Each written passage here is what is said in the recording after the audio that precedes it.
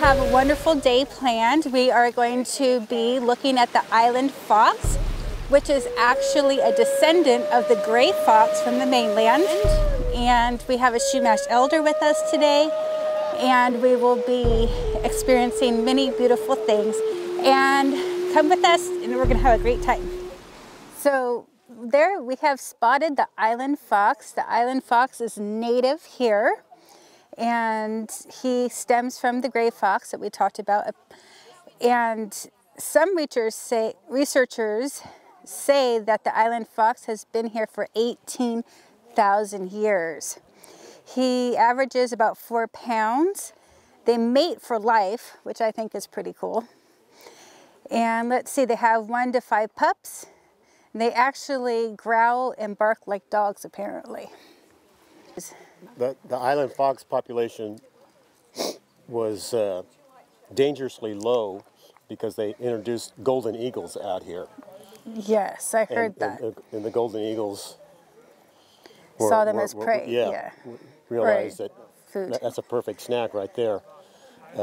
And they captured the golden eagles and took them back over to the mainland and brought out bald eagles, which are more indigenous to the islands. Yeah, and I heard the feral pigs actually were a dangerous predator to the fox as well. Okay, so Alan, we're here with Alan Salazar. He is our Chumash elder with us today, educating us. And Alan, can you tell us a little bit of history about the Chumash here on the island? Well, the Chumash are one of the oldest tribes in America. We've been here for, depending on who you talk to or ask, between 13,000 to 15,000 years. In fact, some of the oldest human remains found in America were found on the next island over, Santa Rosa Island, the Arlington Springs man, that they've done some carbon dating testing and have found that he's approximately 13,500 years old. Wow. The islands are special to the Chumash people because in our creation story, it says that we were created on the islands, and then moved over to the mainland. But 13,000 years ago, this was all one large island. So it wasn't Anacapa, Santa Cruz, Santa Rosa, and San Miguel. It was one large island. Our coastline was farther out. And it was only 5 or 6 miles from the mainland to the islands. Okay.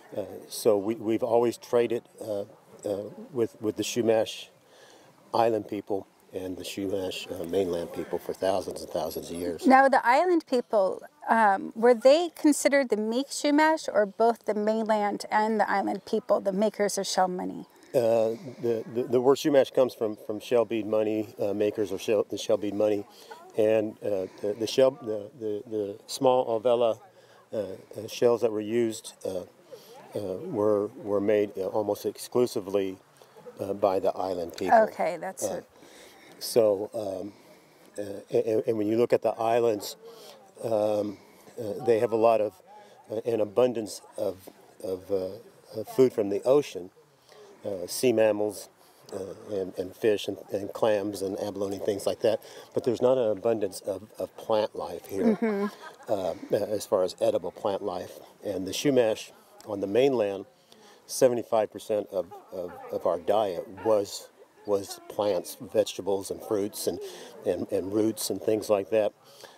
So one of the big trade items for the island Chumash and the mainland Chumash were the edible plants and seeds that on the mainland were in abundance, and the island Chumash would come over to the mainland and buy chia seeds and use their shell bead money, acorns, pine nuts, and various other roots and seeds that were in abundance there, and they would come over in their flat bottom canoes, which carry a lot of weight, and trade a lot for hides and plants. And let's talk about their canoes and the great seafarers that they were.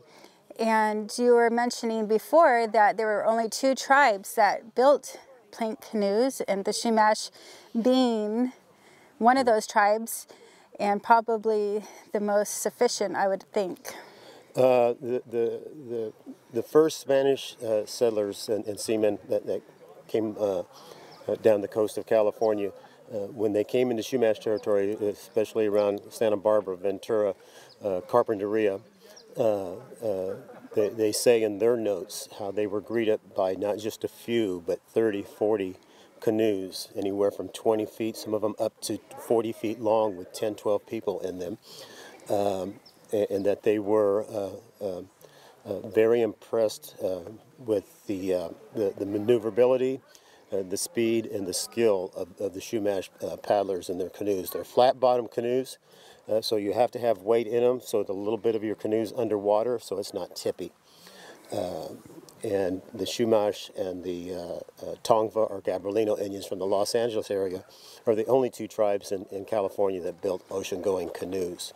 So all those other tribes to the north, they did not build ocean-going canoes and went out into the ocean. And the reason the Chumash and the Tongva did is because of our Channel Islands. And the islands off the coast of Los Angeles, Catalina Island, San Clemente Island, Santa Barbara Island. And actually the lone woman of San Nicolas who lived on San Nicolas Island, today we consider San Nicolas Island part of the Channel Islands. It's the farthest island out and the farthest island south. But the lone woman of San Nicolas, when they originally found her, they thought she was Chumash. She is actually Tongva. Okay. And is she the one that the dolphin? The island of the Blue Dolphins is written about? Is based on the lone woman of San Nicolas. So she lived on that island for 18 years, 1835 to 1853 by herself. And they just recently, in the last couple of years, discovered the cave that they're pretty sure she lived in. Amazing. And they thought it would be a small cave, maybe going back 5-6 feet. And they had to dig down to find the cave. It was covered sand that had washed ashore and covered up the cave. And it goes back approximately 75 feet. Wow. So it's a very large cave that they lived in. But the Chumash had several villages, 5 or 6, 6 or 7 village sites here on Santa Cruz Island, which is the largest island. And at the time of European contact, each village would have a wote, or a chief, a leader. And then the wotes would get together, not only from Santa Cruz Island, but from Santa Cruz Island, Santa Rosa, and San Miguel. And they would choose a head wote of all those villages. So it's like they would have a mayor of the village, and then they would get together, and there would be the head mayor or the head chief of all the islands. And at European contact, when the Spanish first came out here, it was actually a woman. So the Chumash have both men, wotes, men chief, and women chiefs. Whoever has the best leadership qualities, that person's going to be our wote. Yeah, that is nice. So. Let's talk about the wote. We had talked about earlier before on the boat, the king of the ocean, or the wote, and that is the swordfish in the Chumash culture. Will you explain a little bit more about that? The swordfish, Eliwayun in the Chumash language, and I apologize to all my Chumash-speaking friends out there that I'm probably mispronouncing it. But Eliwayun, the swordfish, was considered the wote or chief of all the fish. He was a very respected animal in the Chumash culture, and in our myth and legend there are several stories about the swordfish. That the swordfish lived at the bottom of the ocean in a house of glass or crystal, and when they were in the ocean, they were swordfish. But when they entered their house, a fog would come around the house, and they would go into the fog, come out of the fog into the house, and they would change into old men with long white hair and long white beards. So this almost the same image that we would have of Neptune, I would say. Or ZZ Top. Or ZZ Top. That's good. Then and now, I guess. I like ZZ Top, so Neptune is cool too. And so the Chumash, the makers of shell money here on the island, trading with the mainland Chumash. Now, when did they feel the mainland Chumash actually made it over to Was it considered Turtle Island back then? No, no, no, not that I know of. The thing of it is that along the mainland, some of the villages around Santa Barbara, Ventura, Carpinteria, some of those villages are, they estimate to be around 9,000 years old. So some of the oldest villages along the mainland are only 9,000 years old. But the reason for that is that, like I said, are about 6,000, 7,000 years ago, we had a global warming, much like we're going through right now, and the ocean waters raised, and the coastline moved back.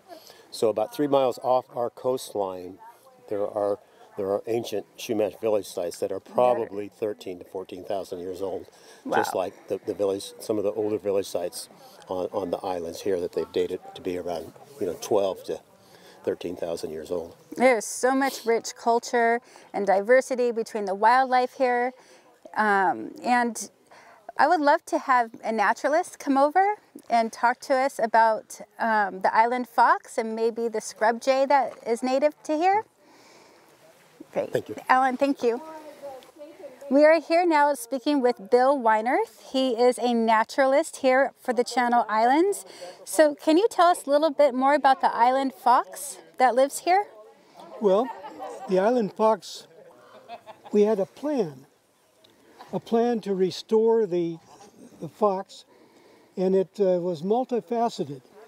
It involved getting rid of the pigs. Now, we used to have pigs all over the island, and the pigs have lots of babies, and little pigs are just a real nice meal for a golden eagle. Yeah. Well, the golden eagles were here because the bald eagles weren't here. Yes. And every now and then, one of the golden eagles would swoop down. And they're not used to having any predators come down from the sky, so they're out there just looking around, and the golden eagles would swoop down and grab them. So we lost most of them, and so the Park Service captured the remaining ones, put them in a captive breeding program, introduced bald eagles to the island again, 12 a year for 5 years, and then set about to get rid of the pigs.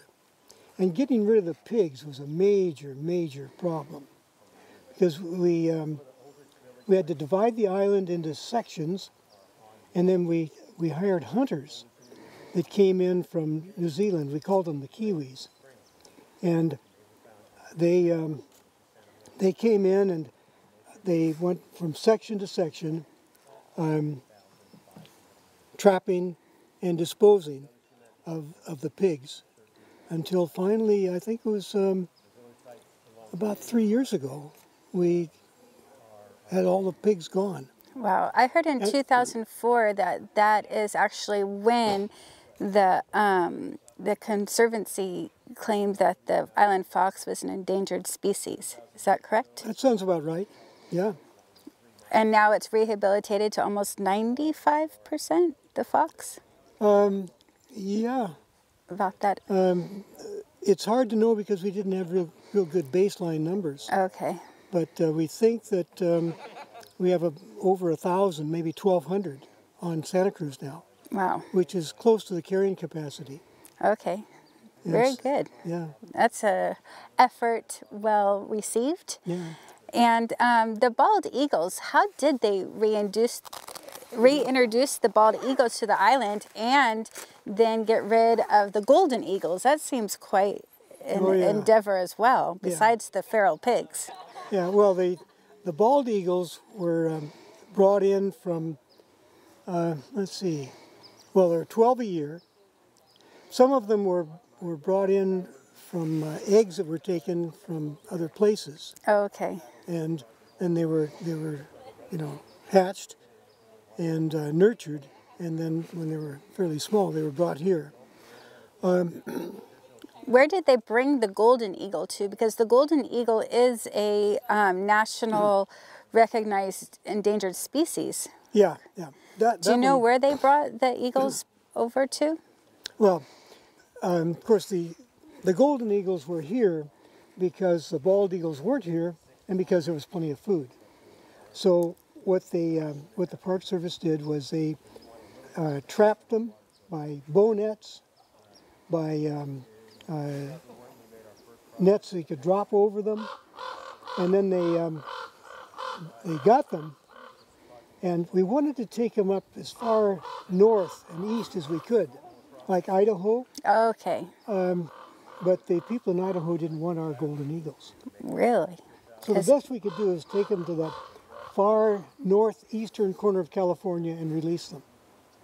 And that's what was done with the ones that we brought from the island. Okay. What about the scrub jay? The scrub jay, yeah. apparently, this is its only native habitat. You cannot find the scrub jay anywhere else. Is that what I... That's correct. And you see, the islands are isolated. And part of that isolation is that species change.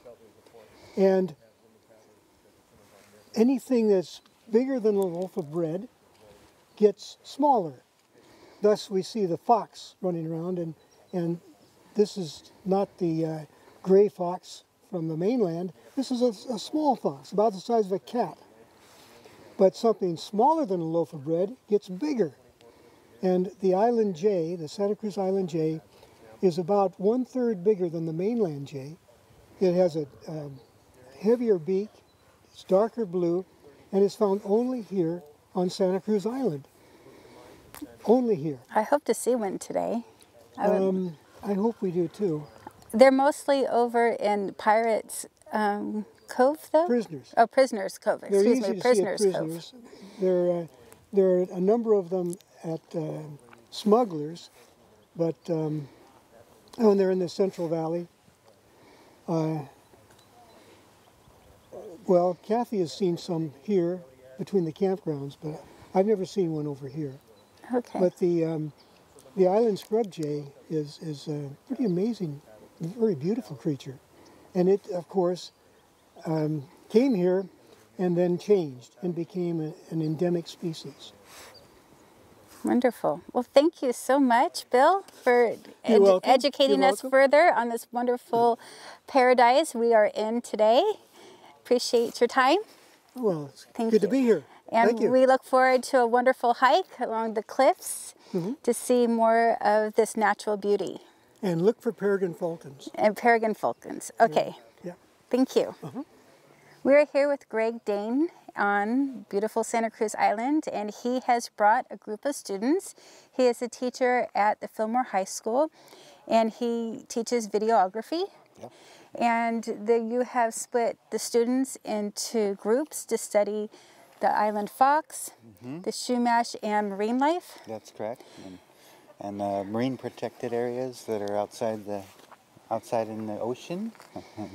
And yeah, the students are really happy to be here, and it's one of the few opportunities they get to actually include science in with their video projects. And I thought it was a great opportunity for them to come out here and actually choose the island fox, for example. It's the only place on Earth where it exists. So they were just really happy to be here, and they interviewed Alan. That's the Chumash elder. And he's over there talking with them right now, and they're just really interested in what he's saying. So it makes me feel good to be able to bring them out here. They must love to have you as a teacher to offer them such a rich experience, because I can't imagine too many teachers actually take the time to come all the way out here to an island. I mean, it's amazing that this resource is right here. Absolutely, and most of them have never been out here, let alone be on a boat, so it's a great opportunity. It is a great opportunity for me as well, because I have never been here either. So we look forward to speaking with some students later, and thank you so much for letting us be here with you. No problem.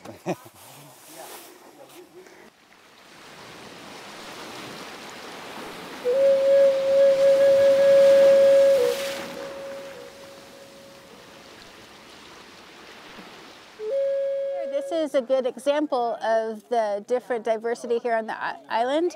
This right here is diatomaceous earth made from these little diatoms. Diatoms are single-celled organisms, And this all used to be underwater. And when the water receded, the diatoms gathered all together and formed this fossil here that we're looking at.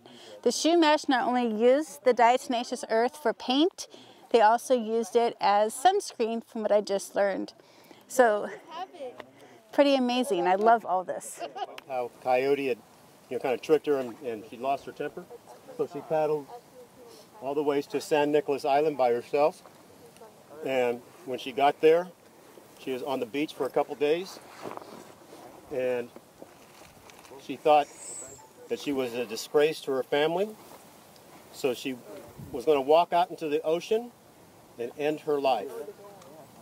And she walked out into the ocean, and the water was up to about her waist. And all the colorful fish and all the sea snakes realized who it was, that was Slow's daughter. And they gathered around her and stopped her from going out into the ocean. And from the waist down, she turned into a fish with all the beautiful colors of the most brightly colored fish we have in the ocean. And she became a mermaid who would sit on the island of on San Nicolas Island and sing and lament her song because she never went back to see her family again. So it was partly from that story that we knew that women paddled.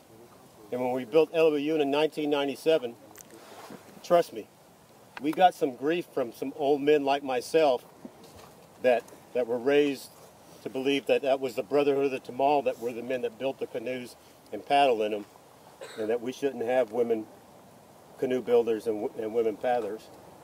But because of that story, and because we know that in the Chumash culture, women are also leaders in our culture, that from 1997, we've always had women paddlers. And like I said, we have one woman dark water paddler, and we have about 5 or 6 young women paddlers, and they're pretty good. We have yet to have a woman captain, but it's one of our dreams and goals in the next year or two to have an all-female crew. And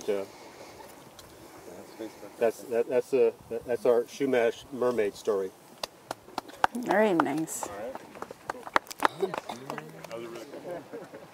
So we are at the top of Santa Cruz Island, just made our ascent upwards, and Alan Salazar just got done telling us a story about the Chumash mermaids and paddlers for the women, and it is breathtaking. As I said before, it is very majestic here. You do not feel like you're here in the 21st century. We've been taken back in time, and it is awe-inspiring in every sense. Thank you so much for being here and watching and joining us.